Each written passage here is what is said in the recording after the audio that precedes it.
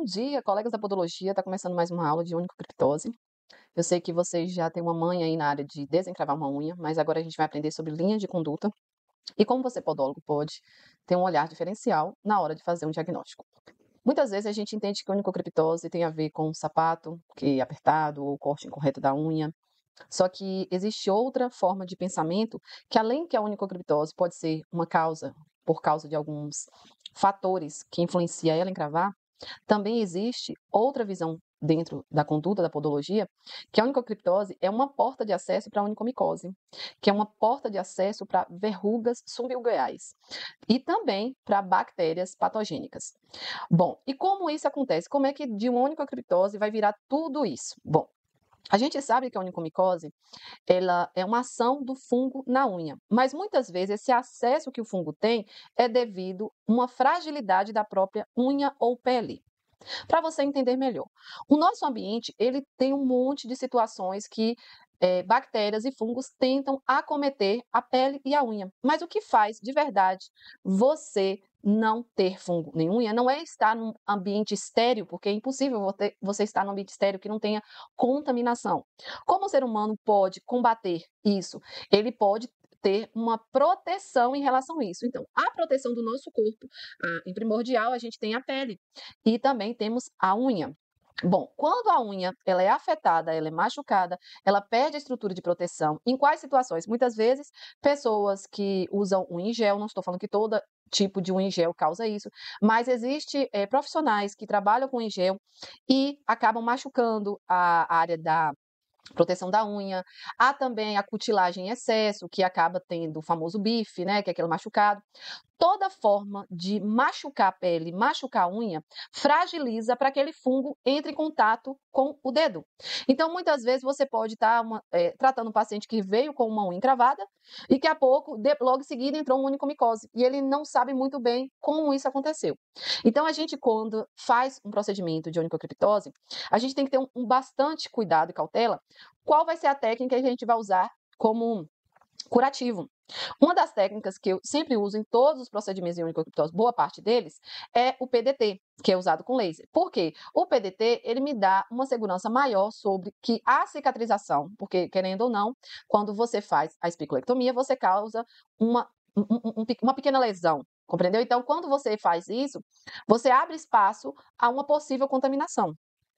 E também, quando você tem o cuidado de usar uma técnica eficiente, como o caso da PDT, aí você que é podólogo, eu não tenho laser, o que eu posso fazer? Então, você vai fazer o uso, além de um curativo, o uso de antifúngico. A gente tem o óleo de melaleuca, a gente também tem os blend, que você pode pedir para o paciente, depois da onicocriptose, estar usando esse tipo de produto, além do que você já recomenda.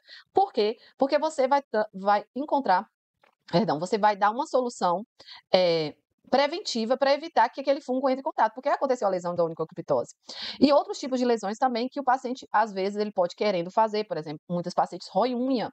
E a tendência de você fazer onicofagia, que é o ato de roer unha, é você ter uma onicomicose, porque logo a unha é fragilizada, logo o fungo tem aonde entrar. Aí a gente vai trabalhar outro momento, outro assunto, sobre a verruga subungueal. Você sabe que a verruga vem de um vírus. Esse vírus, ele não tem cura, porém, ele vem e volta no organismo.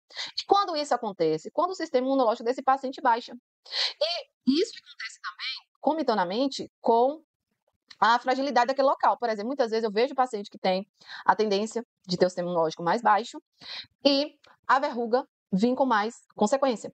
E a verruga, posicionalmente, ela vem sempre onde a pele está fragilizada. Então, se aquele paciente, por exemplo, afunda muito a cutícula, se aquele paciente passou por um machucado em algum local, se aquele paciente anda lixando muito os pés em certos pontos mais sensíveis, naquele lugar onde foi fragilizado, vai acontecer a verruga naquele ponto. Então, a gente, quando encontra um paciente, é interessante orientar e também ter uma noção que aquela verruga subungueal não é só você tratar a verruga subungueal. Não é só você debastar, ou se você vai usar o laser depois, ou se você vai usar o ácido, mas também que você tem que compreender que aquilo ali que está acontecendo pode ter uma recidiva. Porque a gente abre uma janela bem grande, pode ter. Porque se você é um tipo de podólogo, um profissional que fala, não, solucionei o seu problema, pode ficar tranquilo, você nunca mais vai ter. Aí acontece, passa um tempo depois, esse paciente vai lá cutila a unha, ou alguma coisa acontece, ou rói a unha, e aparece essa verruga de novo, ele vai falar, eu não gastei tanto com o profissional para consertar o problema, e voltou de novo a verruga menos de um mês. E se você não tiver orientação, você não vai saber o que aconteceu. Será que foi eu que fiz um protocolo que não foi eficiente? Será que faltou de mim? Aí que vem o entendimento importante, que faltou o quê? O conhecimento de entender que uma lesão de um paciente que já tem esse vírus vai causar possivelmente uma verruga, porque vai depender do sistema imunológico do paciente. A gente tem alguns óleos essenciais que são bons para ajudar o sistema imunológico, mas nada igual o Ilib, que é uma tecnologia da Ecofibras, que ele trabalha nessa área de sistema imunológico. Então a gente volta para continuidade sobre a linha de conduta de onicocriptose. A gente entendeu sobre a onicomicose, a verruga sublingual, e a gente vai falar outra importância, que é das bactérias patogênicas. Bom, do mesmo jeito que o fungo atinge aquela parte da pele devido à fragilidade que aconteceu daquela pele, aquela lesão que aconteceu no dedo, na unha, a bactéria é da mesma forma. Só que o interessante é que a bactéria, muitas vezes, ela vai devagar, inflamando a pele, você vai vendo cor, odor, né, do local. E se você não tiver um bom equipamento, se você não tiver bons produtos para você combater aquela bactéria, a tendência é proliferar. Então, quando a gente fala de tratamento para quem tá que passou de uma onicocriptose e gerou uma bactéria patogênica, a gente tem que ter cuidado de quê? Um pH-NB na hora da limpeza. Então, eu vejo muito podólogo que não faz limpeza com pH-NB. O pH-NB é o único que consegue combater a junção de todas as bactérias que a gente chama dentro da enfermagem de biofilme. Que é o quê? É quando as bactérias se juntam e se cria uma bactéria, assim, superbactérias, e que elas se juntam contra o organismo. Chama-se biofilme. E como eu, como podólogo, posso ajudar a evitar que depois do processo de onicocriptose venha a gerar uma bactéria naquele local, já que eu entendo que a espiculotomia causa uma lesão no paciente, aí vem o uso do pH-NB, o uso do laser azul, que ele é bactericida, o uso também de óleos essenciais, que trabalha na área de bactericida, também o melaleuca, além de fungo, ele também trabalha na área de bactericida. Então, você que é podólogo vai ter que ter um arsenal de material. Então, eu tenho um laser, eu tenho os óleos essenciais, eu tenho produtos com nanotecnologia. Bom, então você tem que entender nesse momento que a onicocriptose não é somente tirar um pedacinho de unha. A onicocriptose é entender que ela pode ser porta de acesso de outras doenças. E por isso que quando o paciente passar por mim e ele gerar outra doença, eu vou entender que não foi falha de uma boa espiculotomia, que não foi falha, por exemplo, do procedimento em si, mas sim a falta de cuidado durante o procedimento. Então, resumindo nossa linha de conduta, qual é as recomendações de uma onicocriptose? Se você tem um tratamento de onicocriptose, você tem que entender que é porta de onicomicose, então, pós usar um tratamento que vai combater a área de fungo. Se esse paciente tem HPV, se ele tem verrugas, então você já deve orientar o paciente de possíveis acometimentos naquele local que foi retirada a espícula ou que ele machucou, que pode aparecer uma verruga plantar, verruga sublingual. Porque muito paciente, ele tem a noção que quando ele paga pelo aquele serviço, que está tudo solucionado. Então, quando ele sai dali e gera outro problema para ele pode ter a impressão que você não fez um bom serviço. E não é essa a questão. Outro caso é sobre a área de bactéria. Então, muitas vezes, pela limpeza rápida ou a limpeza incorreta, ou por falta até de material.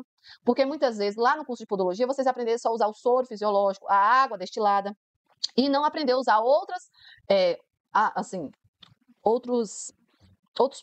produtos para cuidado, né? Para evitar a contaminação. Então, o pH-NB é excelente. O uso de PDT, porque ele ajuda tanto na área de fungo como na área de bactérias. Ele também, você que tem o laser, pode trabalhar com laser azul para a área de contaminação. E quem não tem laser pode também usar o eletrocautério. Mas o que é importante vocês entenderem é que o momento de onicocriptose é um momento muito cuidadoso, que não é só o fato de tirar aquela unha e tá pronto, e sim, principalmente, um bom retorno.